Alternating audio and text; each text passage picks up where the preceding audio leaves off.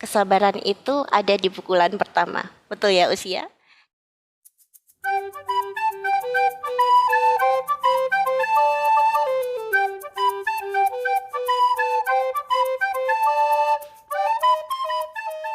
Assalamualaikum warahmatullahi wabarakatuh. Alhamdulillah bersua kembali di NH Channel EduTalk. Sahabat NH, bagaimana nih kabarnya? Alhamdulillah, semoga tetap sehat dan semangat selalu. Dan tetap bisa beraktivitas yang bermanfaat di masa pandemi ini. Jangan lupa ya, tetap jaga kesehatan dimanapun kita berada. Dan hari ini kita ada bincang spesial bersama Wakahumas PAUD IT Nur Hidayah Surakarta, Ustazah Fika Yudi Hidayati, yang lebih sering dipanggil dengan Usfika. Bagaimana nih kabarnya Usfika? Alhamdulillah tetap sehat dan semangat. Bismillah. Seneng saya bagaimana kabarnya? Alhamdulillah baik. Baik Usfika, kita tahu masa pandemi sudah menyapa di berbagai negara termasuk Indonesia hampir 9 bulan ini. Dan tentu saja memberikan dampak di berbagai sektor, termasuk di sektor pendidikan. Sekolah-sekolah harus libur dan pembelajaran dilaksanakan jarak jauh. Nah, bagaimana di NH Kids menyikapi terjadinya masa pandemi ini? Baik, sebelumnya terima kasih Usningsih. Kita tahu bahwa virus corona mulai merebak di Wuhan akhir 2019 dan di Maret 2020 sudah mulai memasuki Indonesia. Meskipun saat itu kita masih belum terlalu ketakutan dan terdampak. Tetapi begitu pertengahan Maret 2020 virus tersebut sudah masuk ke Kota Solo, Dinas Pendidikan Kota Solo mengambil sebuah keputusan tegas, anak-anak harus diliburkan sekolahnya.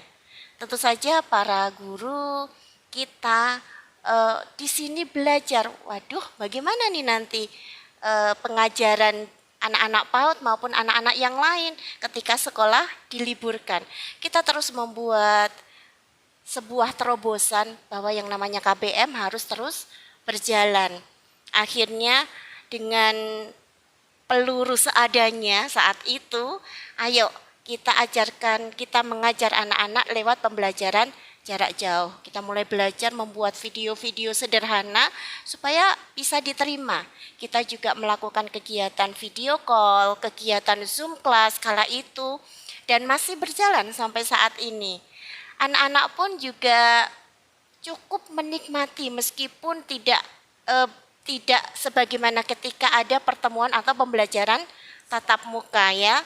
Di sekolah bertemu dengan teman-temannya dan sebagainya. Tetapi dengan segala keterbatasan yang ada, namanya pembelajaran KBM harus tetap berjalan. Dalam masa pandemi ini diperlukan program unggulan agar kita dapat bertahan di dalam masa seperti ini. Lalu program unggulan apa yang diluncurkan oleh PAUD IT Nur Hidayah agar tetap eksis di bidang pendidikan?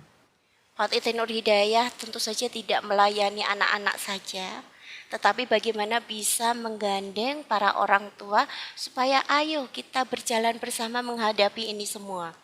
Jadi selain program pembelajaran jarak jauh yang terus di-upgrade supaya semakin menarik setiap harinya, supaya semakin bisa diterima, supaya anak-anak juga tidak merasa bosan dengan apa yang kita sampaikan.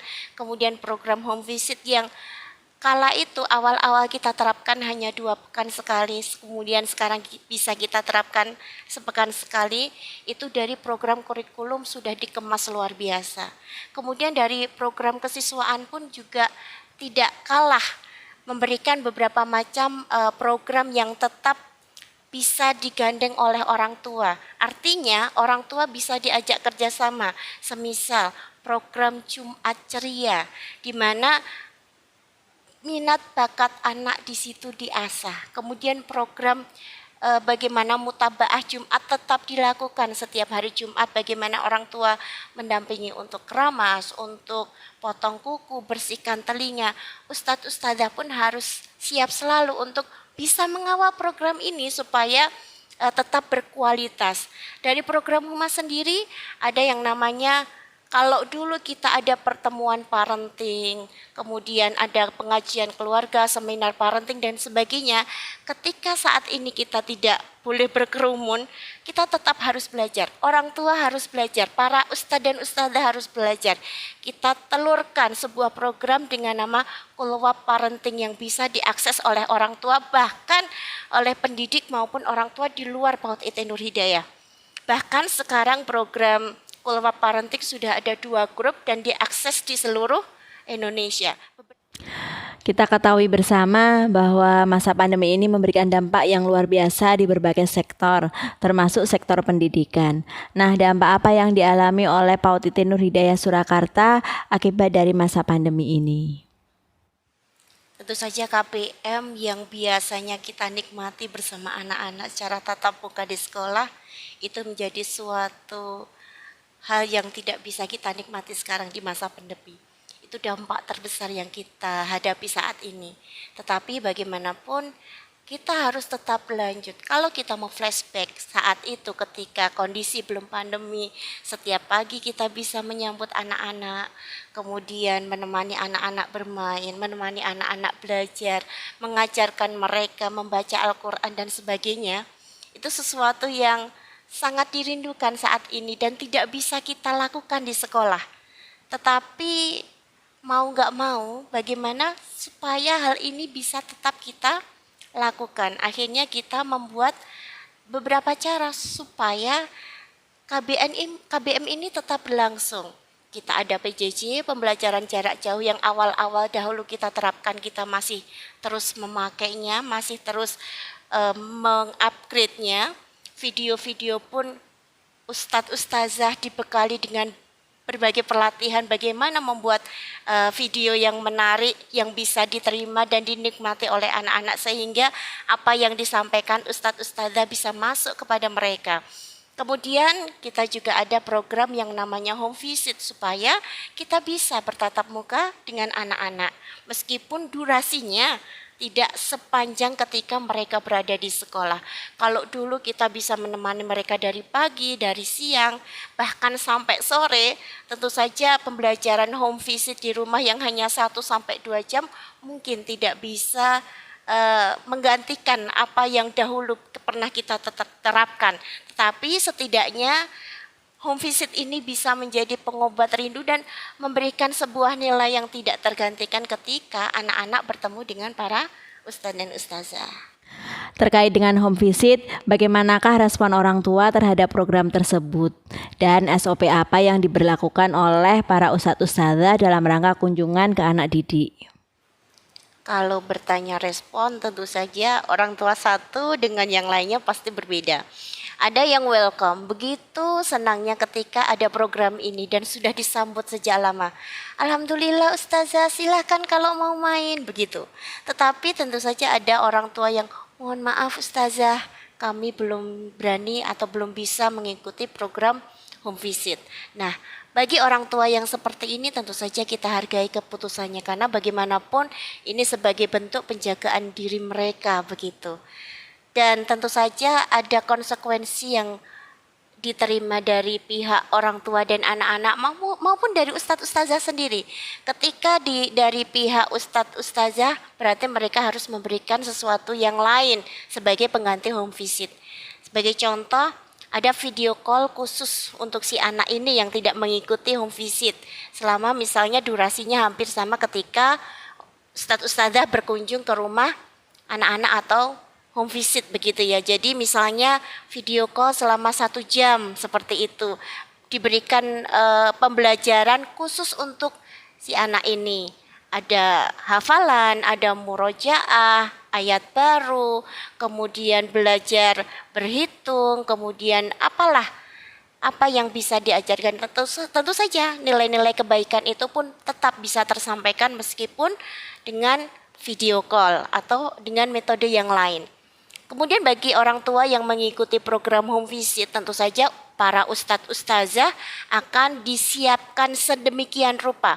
Protokol kesehatan yang ketat pun tetap harus dijalankan. Contoh, ketika ustadz ustazah mau berkunjung, ada yang namanya cek suhu. Ketika suhu itu di bawah 37, berarti insya Allah Ustadz Ustadzah bisa untuk mengunjungi anak-anak ke rumah. Kemudian untuk face shield, kemudian masker, hand sanitizer itu bekal yang wajib dibawa para Ustadz Ustadzah ketika berkunjung ke rumah anak-anak. Sampai di sana pun tentu saja kontak fisik dengan orang tua maupun dengan anak-anak itu harus tetap dijaga, dalam arti kita hindari dulu lah hal-hal seperti ini. Supaya apa? Supaya KBM tetap berjalan, supaya kita tetap bisa saling menjaga satu dengan yang lainnya. Bahkan ketika kita home visit pun, harapannya Ustadz Ustadzah itu sudah menyiapkan apa saja sih yang akan kita berikan kepada anak-anak. Ustadz Ustadzah menyiapkan berbagai permainan edukatif untuk anak-anak. Kemudian materi-materi yang akan disampaikan sudah tertata, sehingga ketika di sana ada nilai-nilai yang bisa kita bawa pulang. Tidak hanya nilai-nilai secara catatan saja, tetapi ada hal-hal yang lebih dari itu. Apa sih yang ingin kita berikan kepada si A? Oh, si A ini PR-nya adalah kalau bangun selalu siang, sehingga kalau sholat subuh selalu terlambat. Oh, berarti ada hal yang harus kita berikan kepada si mas ini atau si mbak ini supaya nanti kedatangan kita itu memberikan dampak yang positif, memberikan nilai tersendiri yang bisa diberikan kepada anak-anak. Oh, kata ustadzahku nih, kata ustadzku nih, aku harus bangun pagi. Kalau aku bangunnya siang, aku nanti nggak bisa dapat sholat subuh. Karena kata ustadzah, kalau sholat subuh tepat waktu begini. Jadi ada sesuatu yang bisa diterima oleh anak-anak, bisa menjadi perbaikan buat anak-anak seperti itu. Jika untuk home visitnya berarti dilakukan secara kelompok atau personal. Ada juga kan model home visit tapi dikumpulkan dalam satu rumah wali murid bersama beberapa anak saja, atau memang satu persatu anak dikunjungi oleh para ustadzah masing-masing. Iya, karena untuk usia PAUD sendiri untuk berkerumun masih kita hindari. Jadi memang sifatnya personal antara ustadz ustazah dengan anak didiknya.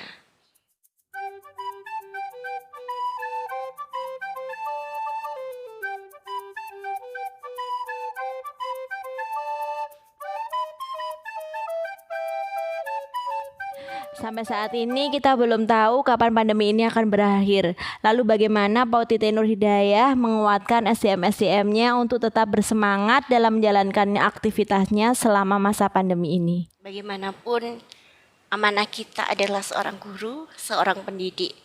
Dan seorang guru, seorang pendidik itu akan hatinya akan merasa puas ketika sudah mengajar. Ketika kita off beberapa waktu lalu di awal-awal pandemi ya, kita belum melakukan sesuatu, ada hal yang kurang.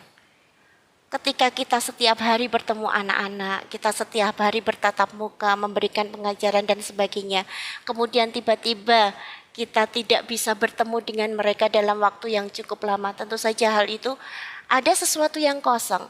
Tetapi ini kesempatan bagi kita untuk memberikan pelayanan terbaik kepada anak-anak. Sekali lagi, yang namanya kegiatan belajar mengajar harus tetap dilakukan meski dengan segala keterbatasannya, itu yang harus kita kuatkan. Kita adalah pengajar, kita adalah pendidik. Maka berikan sesuatu yang terbaik untuk anak-anak kita meskipun kondisi kita masih seperti ini. Pasti ada sesuatu yang lebih yang bisa kita berikan. Karena bagaimanapun Allah akan mengangkat derajat seseorang ya ketika bisa melewati sebuah ujian. Nah ini ujian bagi kita. Ketika kita bisa melewati ini, insya Allah ketika ada masalah datang, pasti Allah memberikan solusinya. Disitulah kita belajar. Ayo kita bersama-sama menjalani proses ini. Karena kita akan menjadi lebih dewasa, kita akan menjadi lebih bijak, bahkan kita bisa memberikan sebuah solusi ketika ada masalah yang datang. Baik Usfika, tak terasa sudah sekian lama perbincangan kita, dan sebelum kita akhiri, bolehlah diberikan satu closing statement buat kita semua agar tetap bersemangat beraktivitas, memberikan sesuatu yang bermanfaat meskipun di masa pandemi ini. Yang namanya kesabaran ada di pukulan pertama. Betul ya Usia? Dan berharap kita adalah orang-orang kuat yang bisa menghadapi ini semua. Dalam arti mungkin dulu kita merasa sebagaimana orang-orang lain menghadapi pandemi ini mungkin ada rasa was-was, ada rasa takut, dan itu wajar. Tetapi kita harus move on, kita harus tetap berkarya, kita harus tetap beraktivitas. Supaya apa? Supaya kita bisa melewati ini semua dengan baik. Dalam arti ketika kita beraktivitas, tetap menjaga kesehatan kita, protokol kesehatan kita terapkan dengan ketat, pakai masker, kemudian rajin-rajin cuci tangan, karena inilah new normal yang memang harus kita terapkan sejak sekarang. Dan berharap kita tetap berpegang teguh, kita tetap yakin bahwa ketika kondisi ini terjadi itu tidak lepas dari Allah Subhanahu wa taala. Ketika Allah memberikan kondisi ini, maka Allah pun yang akan mencabutnya. Mari tetap yakin, kita perbaiki ibadah kita lebih dekat lagi dengan Allah Subhanahu wa taala, dan kita yakin bahwa suatu saat kondisi ini insya Allah akan berakhir. Demikian Sobat NH, bincang spesial kita bersama Ustadzah Fika Yudi Hidayati. Semoga memberikan manfaat bagi kita semua. Dan perlu kita ingat, selain kesehatan fisik, kesehatan ruhiyah juga perlu kita jaga. Banyak berdoa dan beribadah kepada Allah. Semoga masa pandemi ini segera berlalu. Sampai jumpa lagi di NH Channel EduTalk bersama Pauti Tenur Hidayah Surakarta. Demikian dari saya, bila ada salah mohon maaf. Wassalamualaikum warahmatullahi wabarakatuh. Sampai jumpa.